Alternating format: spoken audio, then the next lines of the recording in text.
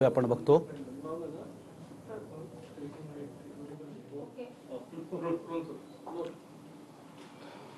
राज्य सरकारच्या नाकर्तेपणामुळे पुन्हा एकदा ओबीसी आरक्षणाविना महाराष्ट्रामध्ये 2 जिल्हा परिषद आणि 105 नगरपंचायतींच्या निवडणुका घेण्याचा आदेश हा सर्वोच्च न्यायालयाने दिलाय।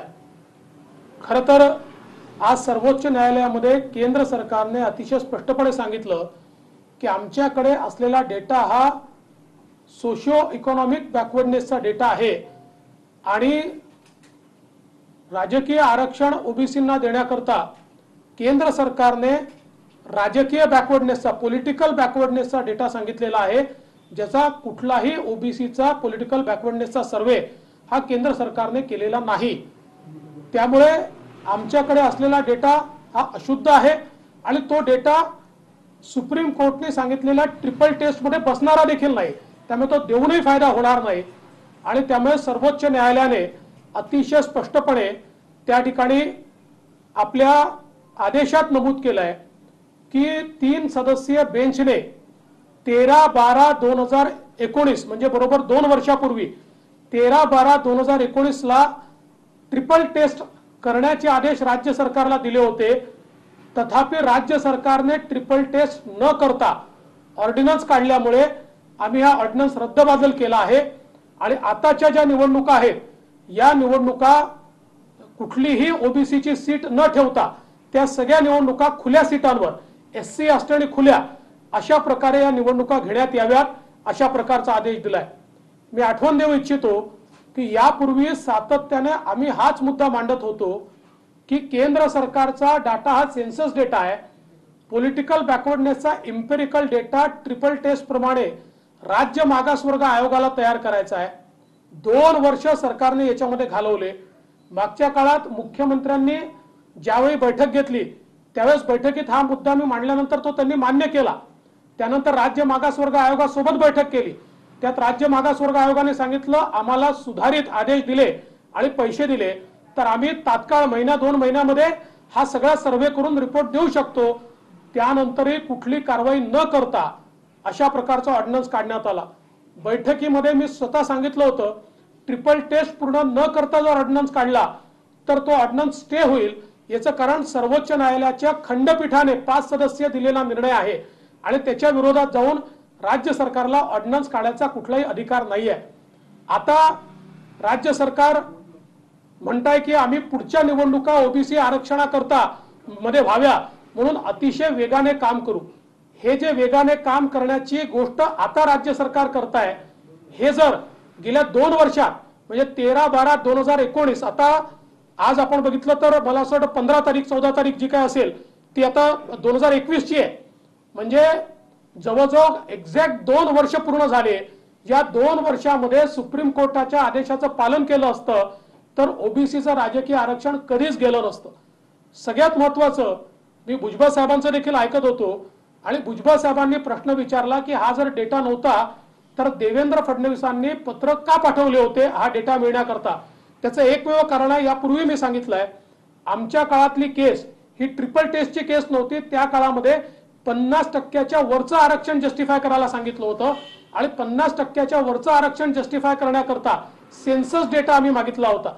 त्यानंतर 13/12/2019 ला 50% वरच्या आरक्षणाचा मुद्दा सील झाला आणि केवळ ट्रिपल टेस्टचा मुद्दा उरला आणि मग ट्रिपल टेस्टचा मुद्दा जर उरला तर त्याच्यामध्ये राज्य मागासवर्ग आयोग स्थापन करणे आणि त्याच्या माध्यमातून एम्पिरिकल डेटा जमा करणे आणि तो एम्पिरिकल डेटा म्हणजे काय तर ओबीसी राजकीय दृष्ट्या मागासलेले आहेत या संदर्भातली माहिती गोळा करणे आणि मग प्रत्येक जिल्हा शहा त्याची मर्यादा ठरवणे अशा प्रकारची ही ट्रिपल टेस्ट सांगितली होती।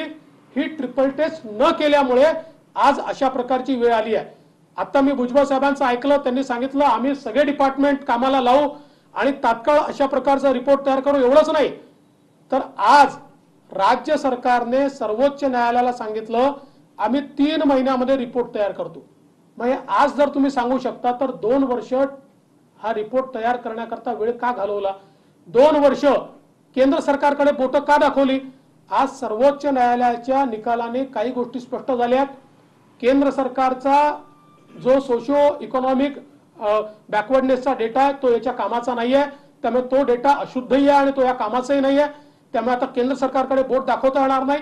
आणि त्यासोबत आता जे राज्य सरकार म्हणताय की 3 महिन्यात आम्ही करू, ते जर आधी केलं असतं तर हे राजकीय आरक्षण गेलंच नसतं।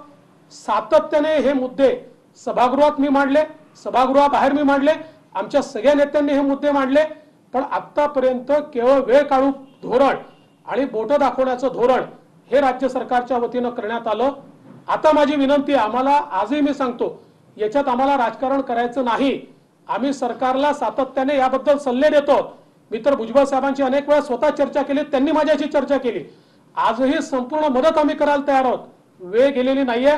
आता या निवडणुकांकरता तर दुर्दैवाने सर्वोच्च न्यायालयाचा निकाल आलेला आहे, परंतु पुढच्या निवडणुकांकरता तरी आता या ठिकाणी 3 महिन्यामध्ये राज्य सरकारने अशा प्रकारचा डेटा तयार करावा जो आता त्यांनी सर्वोच्च न्यायालयात स्वतः राज्य सरकारने मांडलं। राज्य सरकारचे वकील म्हणाले की आम्हाला 3 महिन्याचा वेळ दिला तर आम्ही 3 महिन्यात इम्पेरिकल डेटा तयार करतो आणि त्याचा अहवाल तयार करतो, तर तो तयार करावा। आणि यापुढची कुठलीही निवडणूक जोपर्यंत हा इम्पेरिकल डेटा बॅकवर्डनेसचा तयार होत नाही आणि ट्रिपल टेस्ट फुलफिल होत नाही, तोपर्यंत यापुढची कुठलीही निवडणूक ही राज्य सरकारने घेऊ नये। आवश्यकता असेल तर त्याकरता राज्य सरकारने कायदा तयार करावा, आम्ही त्याला मदत करू, एकमताने तो कायदा मंजूर करू। पण आता पहिल्यांदा 5 जिल्हा परिषदा गेल्या, आता 2 जिल्हा परिषदा अजून आणि 105 नगरपंचायती, इतक्या मोठ्या प्रमाणात ओबीसींना डावलण्याचं काम हे या नाकर्तेपणामुळे होत आहे। यापुढे तरी किमान 3 महिन्यामध्ये हे काम पूर्ण करून त्यानंतरच इतर निवडणुका राज्य सरकारने घ्यावा अशी आमची मागणी आहे। हो, 2 वर्ष डेटा सरकारने कलेक्ट केला नाही, 3 महिने म्हणतायत, पण शंका उपस्थित आहे की 3 महिने तरी करतील का सरकार? हा डेटा 3 महिन्यामध्ये कलेक्ट करणं शक्य आहे, कारण याच्यापूर्वी मराठा आरक्षणाच्या वेळी असाच डेटा हा राज्य मागासवर्ग आयोगाने 4 महिन्यामध्ये कलेक्ट केला होता। तो एक्सपिडाइट करून 3 महिन्यात देखील कलेक्ट करणं शक्य आहे। एवढंच नाही तर ज्यावेळेस माननीय मुख्यमंत्र्यांपुढे मुख्यमंत्री, उपमुख्यमंत्री आणि मी असं आमची बैठक झाली आणि तिथे राज्य मागासवर्ग आयोगाच्या अध्यक्षांना विनंती केली होती त्या बैठकीत यायची मुख्यमंत्र्यांनी, आणि ज्यावेळेस त्यांना विचारण्यात आलं त्यांनी तर सांगितलं मला रिसोर्सेस दिले तर मी 1 महिन्यात देखील हे काम पूर्ण करू शकतो, एवढी माझी तयारी आहे। त्यामुळे 3 महिन्यात हे काम निश्चित होऊ शकतं।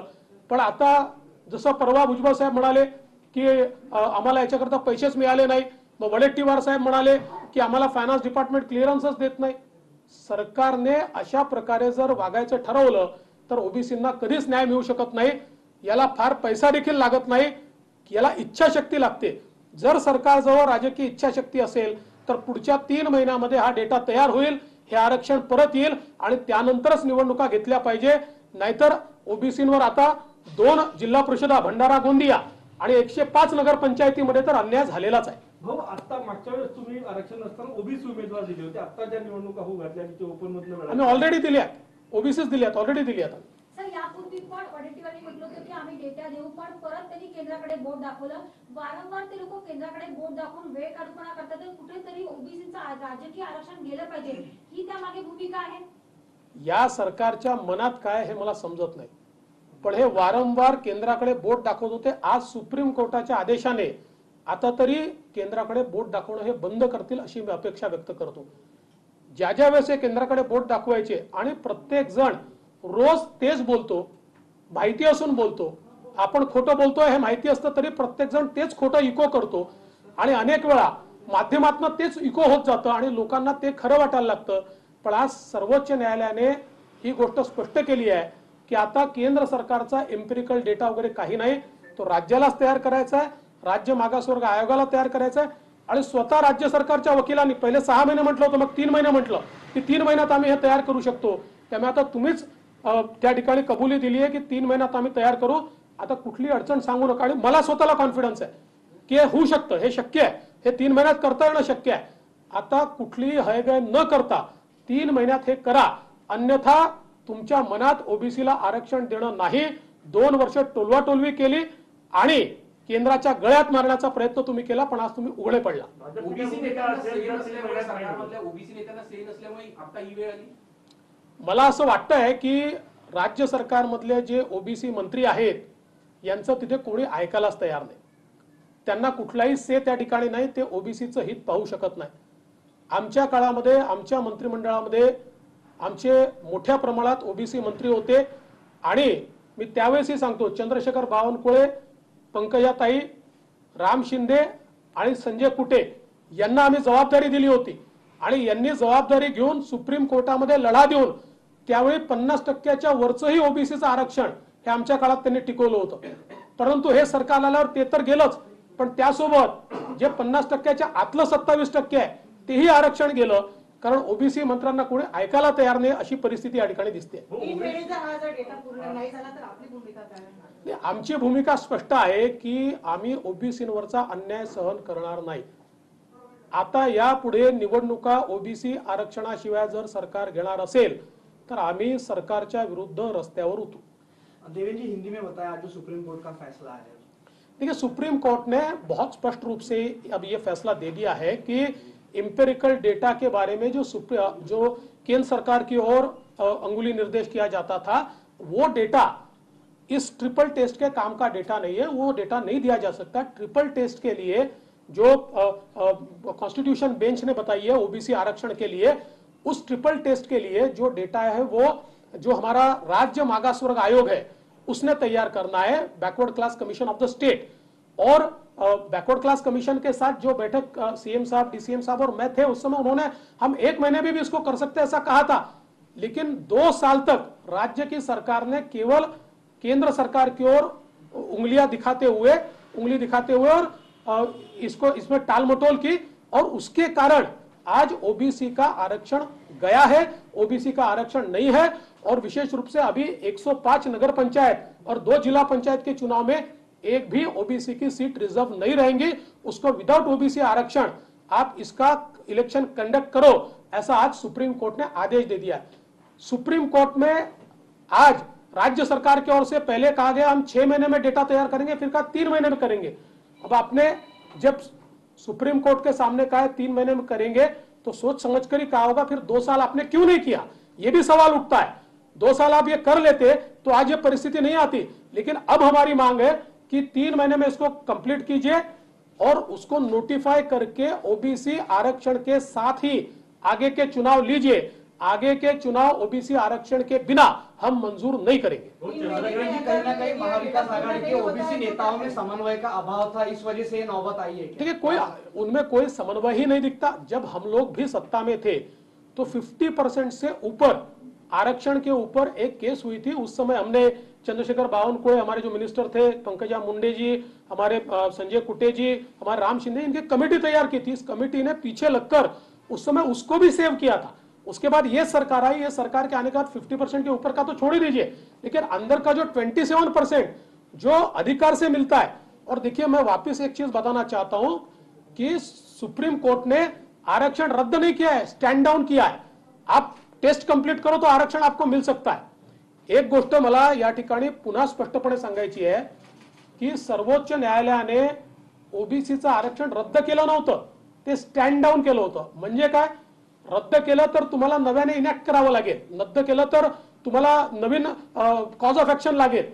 त्यांनी सांगितलं तुम्ही ट्रिपल टेस्ट पूर्ण करा, म्हणजे राज्य मागासवर्ग आयोग तयार करा, त्याला पॉलिटिकल बॅकवर्डनेसचा एम्पिरिकल डेटा तयार करायला सांगा आणि त्याच्या आधारावर रिपोर्ट तयार करा.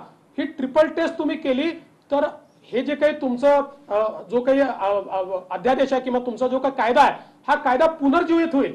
म्हणजे तो स्टँड डाऊन केला होता, तो स्ट्रक डाऊन केला नव्हता. इतकं असताना देखील 2 वर्ष आम्ही घालवले. चंद्रकांत पाटील यांच्या एका वक्तव्यावर आज मोठे वाद होतो आहे.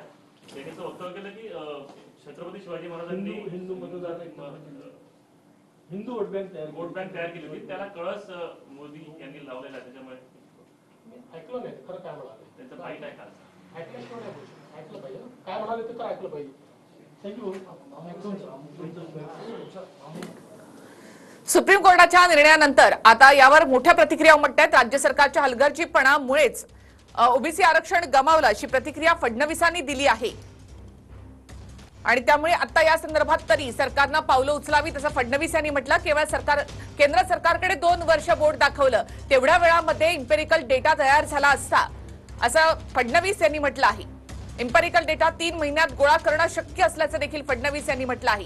राज्य मागासवर्ग आयोगाला हा डेटा तयार करायचा आहे. राज्य सरकारनं आता हयगय करू नये असंही फडणवीस यांनी म्हटलं आहे.